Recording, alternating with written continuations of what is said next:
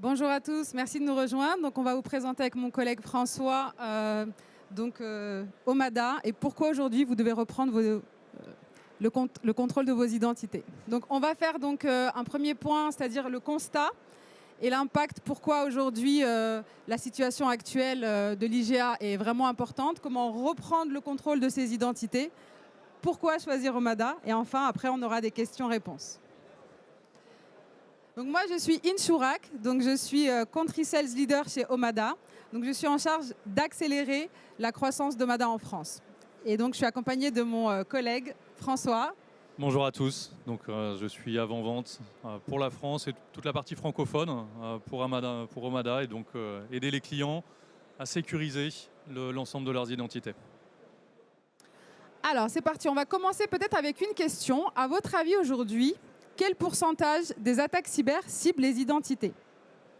Est-ce 39, 59 ou 86? Petit avis, A, B ou C? C? Un deuxième avis? C. La majorité C, vous êtes tous sur C, ok?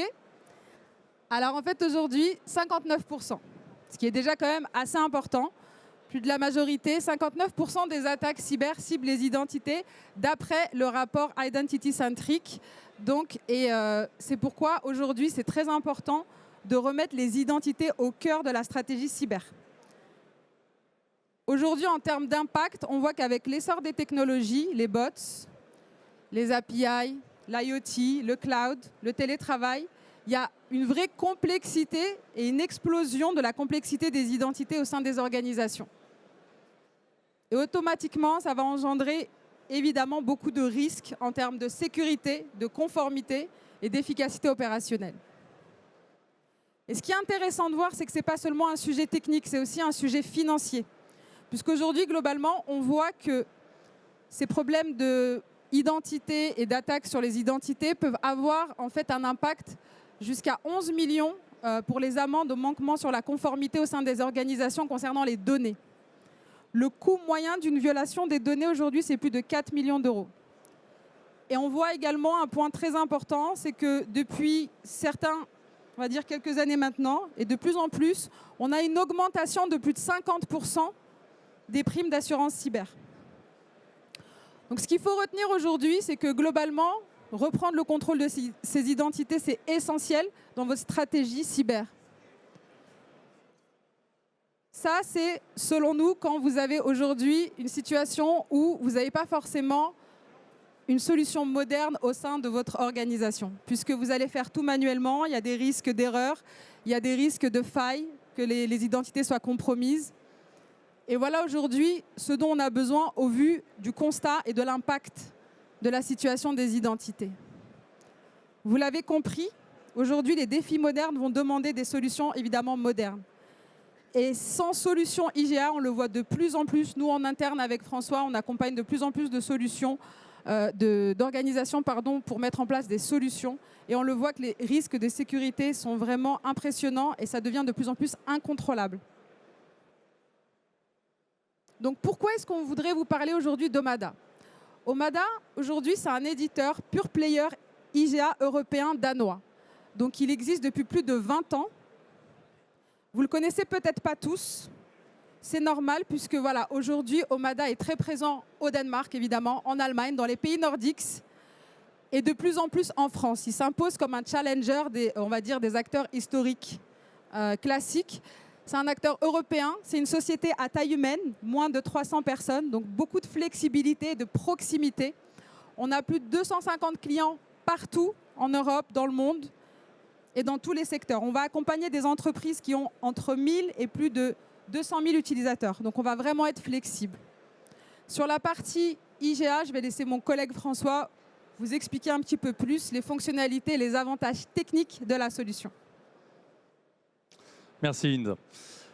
Alors, après cette présentation, de quelle manière Omada va vous permettre justement de mieux gérer les identités? Quelques mots-clés. Omada, on peut le voir, pour ceux qui ne connaissent pas forcément, comme un zéro trust de l'identité. Les identités, c'est quoi? En fait, ce sont des utilisateurs, des utilisatrices derrière, avec des droits d'accès. Qu'est-ce qu'il faut? Au plus on a de milliers d'utilisateurs, au plus c'est complexe, au plus c'est dangereux, au plus c'est risqué. que veulent les CISO, les dirigeants, c'est diminuer le risque.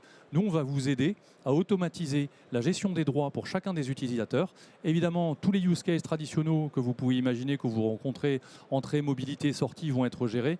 De l'audit, de la gestion des violations, des complexités, des particularités qu'on peut avoir, la solution est vraiment particulièrement flexible. C'est le plus gros avantage. Peu importe les use cases ou la complexité que les clients nous amènent, on finit toujours par de toute façon trouver une solution. Et en plus de ça, c'est une plateforme qui est low code, no code. Le moins de code possible. Il n'y a quasiment pas besoin de coder. Donc c'est aussi une grosse différence par rapport aux autres. C'est une fois de plus de la configuration. Une fois qu'on a dit ça, la partie Zero Trust, c'est important de contrôler à tout moment les droits des utilisateurs. Même avant qu'ils arrivent, puisque leurs comptes sont déjà configurés, pendant qu'ils travaillent, être capable à tout moment pour n'importe quel auditeur, manager, personne de savoir qui a accès à quoi, quand, pourquoi, comment, véritablement, avec l'ensemble des comptes qui vont être provisionnés sur toutes les applications, et jusqu'à après la sortie des utilisateurs, puisque bien évidemment, on nous demande combien de temps de rétention de l'ensemble des données vous pouvez avoir. Tout est logué, c'est normal, il y a des risques. Ensuite, un petit parallèle qui nous est souvent rapporté, c'est que depuis une vingtaine d'années, dans la cybersécurité, j'ai travaillé dans ce domaine-là, donc du coup, je peux bien faire le parallèle, on a souvent eu tendance à gérer la cybersécurité par rapport aux fichiers, par rapport aux antivirus, par rapport aux endpoints, etc.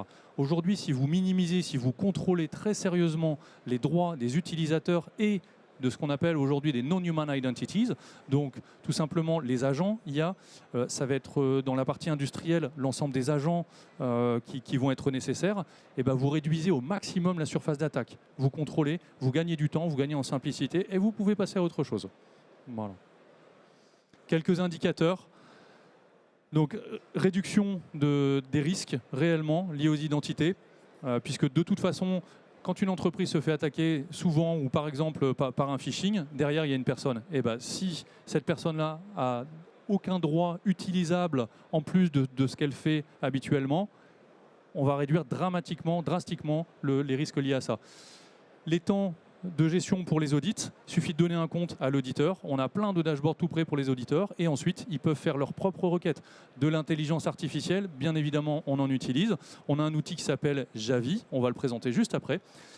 Et donc on est en train de développer pour cette année le fait d'interagir avec cet agent pour lui demander des rapports. Vous n'avez plus qu'à demander exactement ce que vous voulez, vous n'avez même plus à construire vous-même vos rapports et vous les obtenez. Voilà. Ah non, pardon, c'était juste là. Donc, moins de temps de gestion interne pour l'ensemble des supports parce qu'on peut automatiser la gestion des droits et un ROI qui est évident et qui est systématiquement inférieur à 1 an lorsque la solution est en place. Voilà. Maintenant, un cas de figure ici en anglais et après en français, comme ça permet à tout le monde de pouvoir voir. On est capable de s'intégrer avec Teams, par exemple, pour ne plus avoir à faire des demandes de droits au travers du portail, mais directement au travers de Teams. Donc on peut demander, j'ai besoin de tel droit, j'ai besoin dans telle application, est-ce que je peux y avoir accès? Et c'est véritablement interactif et dans toutes les langues. Donc c'est un différenciant important. Et via Slack aussi, Team Slack aussi. Voilà, Slack est réalisé également. Ça va gérer les particularités puisque parfois il faut un type de compte particulier. Si on n'a pas de compte admin dans telle ou telle application, on n'aura pas la possibilité d'avoir tel droit. Donc il va nous guider pour pouvoir avancer. Et l'idée, c'est d'avoir une notification derrière pour le manager. Le manager qui va pouvoir approuver. Et on bypass complètement la plateforme. Hop. Je vais démarrer. Donc cette partie-là, du coup, c'est en français. C'est la même chose pour voir de manière interactive. Il y a des choses en plus aujourd'hui sur cette application-là. Donc c'est bien une application. Là, c'est l'utilisateur qui va faire une demande pour accéder à quelque chose. On n'est même pas obligé d'être complet, puisque de toute façon, c'est interactif. Et l'outil va nous demander des précisions. Dans quel contexte? Parfois, il y a plusieurs contextes différents. Quel type de ressources? Il peut lister les ressources. Donc là, on va préciser les contextes qui sont disponibles. C'est sécurisé. Il ne va pas nous donner des informations auxquelles on n'a pas droit d'avoir accès. Voilà. Un ticket est créé automatiquement. Forcément, des demandes d'accès, on ne peut pas les demander toujours pour ad vitam aeternam. On va mettre une durée, on va mettre une raison pour laquelle, donc un contexte pour lequel on a besoin d'accéder à cette ressource.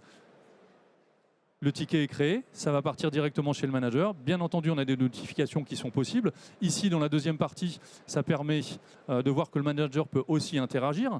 On imagine que les deux personnes ne sont pas forcément très éloignées, puisque dans notre exemple, le manager est déjà au courant, donc là il va poser la question, mais vous inquiétez pas, certains aiment, d'autres n'aiment pas les notifications, mais en tout cas on peut le gérer de cette manière-là. Et dans le même outil, ici, c'est là où on peut interagir au cours de cette année pour demander des rapports automatisés. Voilà.